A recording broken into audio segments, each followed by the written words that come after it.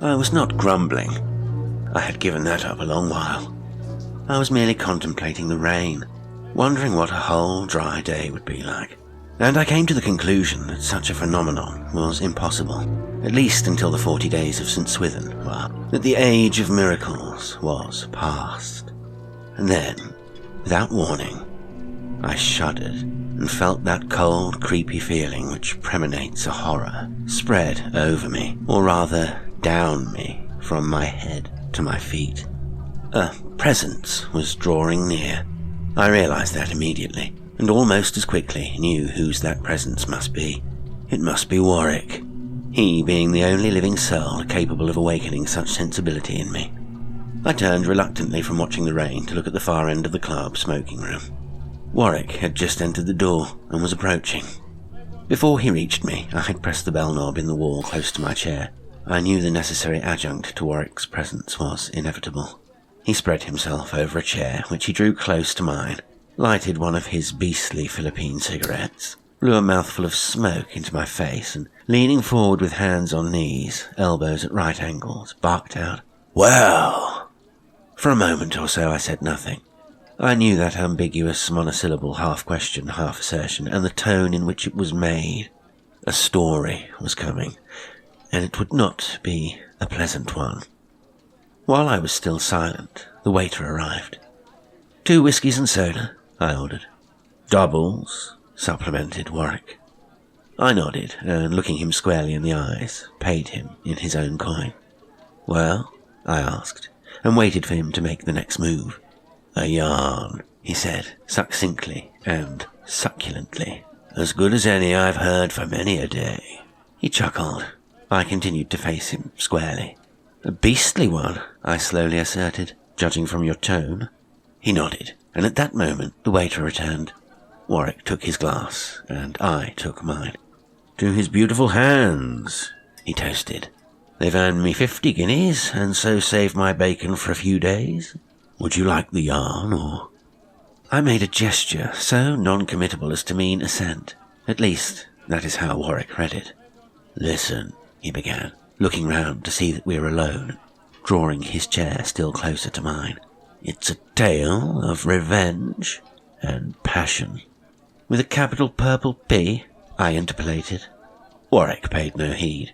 "About as sweetly gruesome and gruesomely diabolic as I know." He put out the half-smoked cigarette, took a long pull at his whiskey and soda, and began.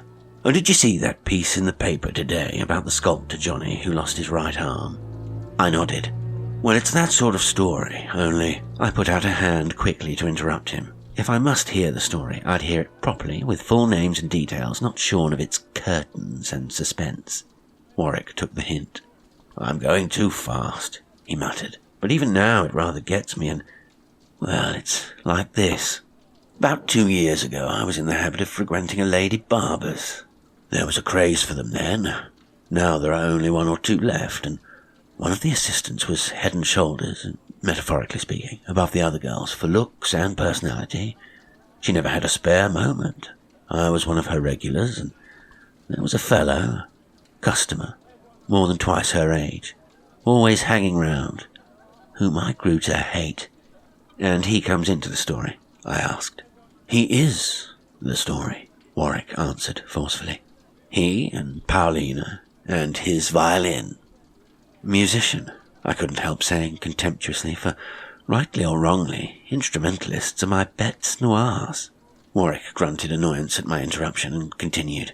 "Well, he was dead nuts on Paulina, and she, to my disgust, played up to him. Or so it seemed.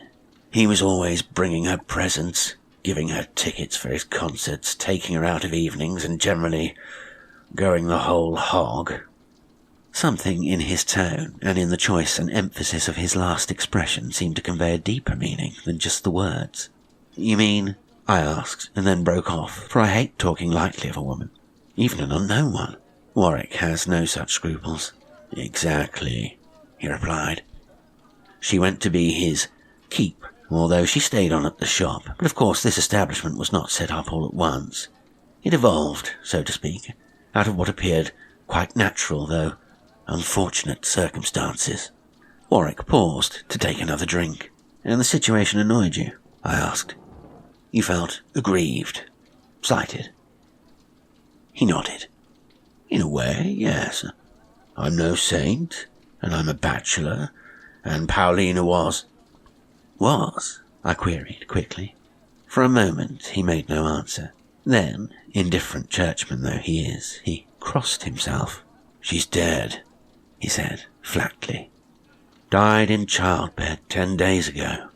I went to the funeral, a double one, hers and the child's. Thank God it died, and they both died," he added, with a sudden fervour, and then slumped back into the chair and relapsed into a silence as inexplicable as his sudden change from ghoulishly journalistic delight.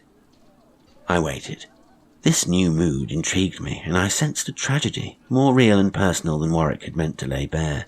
It was obvious that he needed a safety valve. "Sorry for that display," he added, when presently he pulled himself up in his chair and smiled. "It shan't occur again, but I loved her, in spite of the fact that 5 generations ago a strain got introduced to the family. It was that, of course, which— but I go too fast." I offered him a cigarette. "A story is easier to follow," I suggested, "if it begins at the beginning and not halfway through. So far, all you've really told me is that there's a musician and Paulina and his violin, and you mentioned one more thing, or rather 2. His beautiful hands. How do they come in?" Warwick laughed, an ungodly sound.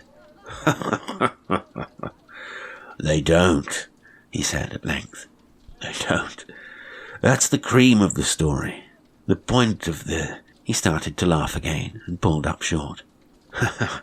"I'm off colour tonight," he muttered. "But it's like this. This Mr. A, we'll call him, that was a celebrated violinist, and apart from realizing the value of his hands, he was inordinately vain of them.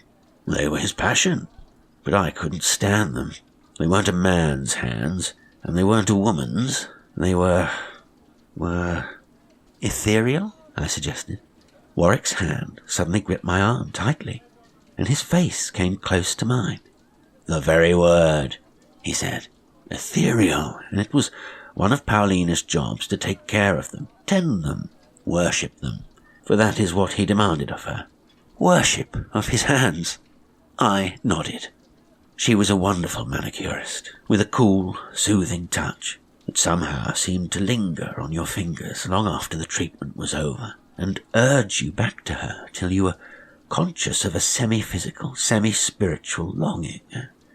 All of us customers experience that feeling, and the curious thing is that it wasn't sexual or sensuous, but just caressing. Warwick paused and looked at me with, for him, a curiously appealing glance, as much as to say, "You do understand, don't you?" I nodded. "The touch of the East," I said gently. "I suppose your Paulina had Javanese blood?" Warwick smiled his thanks. "You're right," he went on. "And it was really on account of that the trouble arose. They can be revengeful, the Javanese. They never forget an injury to themselves or to those they love, though they're all fire. Paulina was passionate. They're capable of slow smouldering, like a station waiting room fire." Again Warwick paused, and I began to think we never should get to the story. I looked at my watch. The time was 6:30 p.m. In a quarter of an hour I should have to go and dress. I was dining out. I leant across to him. "So far," I said, "you've really told me little, hardly enough to make me even a trifle curious. Of course, if you'd rather not, I'll respect your wish. On the other hand—" That was enough. I had touched him on the journalistic raw. "Wait!" he almost barked at me. "Wait! It's a short story, but, well, one day, just a year ago, Mr. A came into the establishment with the little finger of his left hand bound up. Of course, Paulina had to be in attendance. I'd just been finished and stayed on to have a cup of tea. Naturally, I could not help hearing their conversation, mostly about the finger. The nail had become discoloured, and all round the cuticle was puffy and sore. Mr. A could hardly bear to let Paulina touch it, yet he longed for the caress of her massage.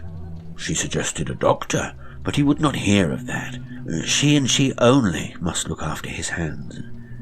We could all understand that in general, but not in this case, when medical advice was sorely and obviously needed. He was adamant, infatuated beyond belief. A week later, he was back. The finger was worse, much worse, and the third finger was beginning to become affected. And he was still adamant. I could not help putting the question, for I was rapidly beginning to put two and two together and making four. Yes, and so it went on till all the fingers of both hands were in varying stages of affectedness. It was horrible, I say, bloody. Day after day he would come in with his filthy, bandaged hands, undo his bandages, expose his rotting fingers, and talk about them till we customers and the other girls were utterly sick. You had your remedy, I interrupted, even if the girls hadn't. Warwick looked at me pityingly. That's just what we hadn't got. He spoke in a most matter-of-fact way. Something held us, drew us. Of course, the proprietress was doing a roaring trade, but we didn't care. We sensed something. What, we did not know, but we meant to be in at the death. And Paulina was her usual sweet self, controlled, gentle, amusing, sympathetic, efficient. Without a flinch, at least an outward blench, she attended to the ghastly sights. Passed from Mr. A, to whom she was all kindness, to other customers. So matters went on till one day, just after Mr. A had gone out, one of the girls was crossing the room and slipped on something on the floor. It rolled under her feet. She thought it was a pencil and stooped to pick it up. Then an awful scream rang through the room and she fell down in a faint. We rushed to her.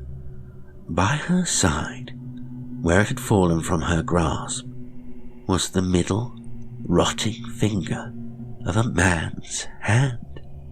Severed, I gasped, gripped at last. Warwick shook his head. For a moment or so he could not speak. No, he managed at last. No, it had just rotted off, and the stink as one touched it was enough to... He put his hand to his nose and shivered all over. By a freak of the weather, the rain had ceased, and the evening light flooded through the smoking room window. It brought us back towards normal. Warwick shook himself. Do you want the rest? He asked. I've just time, I said, looking at my watch. Warwick drained his glass. We picked up the girl and carried her out, leaving for the moment only Paulina in the room. I was the first to return. As I entered, she quickly put her hands behind her back, but she had not been quick enough, for I distinctly saw that she was holding the rotting finger. I went up to her and put a hand on her shoulder, horror-struck though I was.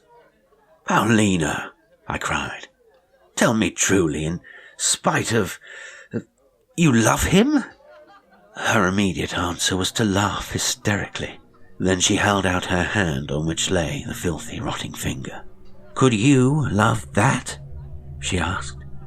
I couldn't answer, but my whole face expressed volumes. Then why insult me?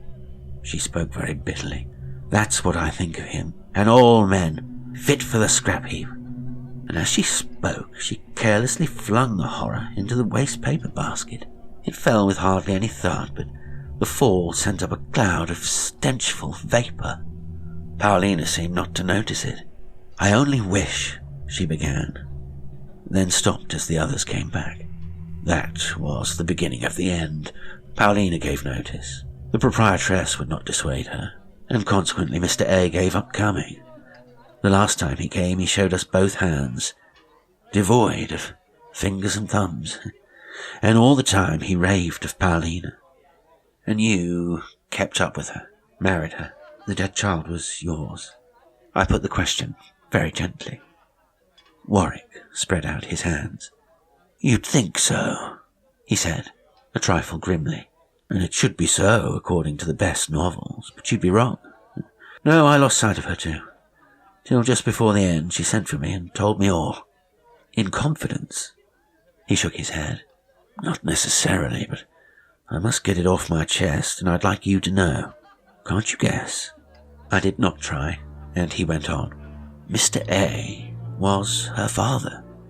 18 years before, he had seduced and left her mother. There's no need to say more. This was Paulina's revenge. She'd nursed it for years. You mean? I gasped, in spite of myself. Exactly. She used a native poison, a secret from her ancestors on that side, now dead with her. She planned the whole thing, and to help her attract him and others, myself included, she doped our tea and coffee with a filthy, horrible concoction brewed from... No, I can't even mention that to you. The rain was falling again. Gloom once more pervaded the room. My thoughts jumped to the funeral. And the baby, I asked. Was Mr. A's, too, Warwick answered, with a return to his ghoulishly journalistic appreciation of a dramatic point. Paulina didn't get up early enough, as the saying is, quite to get topside of him. Just before she'd decided to apply the poison trick through his nails, he'd got her drunk one night and, well, you can guess the rest. That settled the matter of her living with him. Talk of poetic justice. Ye gods, I've never heard of such a case. Him, with rotting fingers, dying by inches. There's no cure. The poison's in his blood. Paulina, as good as a murderess, dying in childbed, and her baby stillborn, born with no fingers nor toes, hardly hands and feet, just red, puffy lumps of flesh, not even webbed. He pulled out a cigarette case, lighted a cigarette, and put the case back. I'll have another whiskey and soda. Double, he said, and then I'll toddle along to the dogs. Today's story was His Beautiful Hands by Oscar Cook. It was read by Jasper L'Estrange.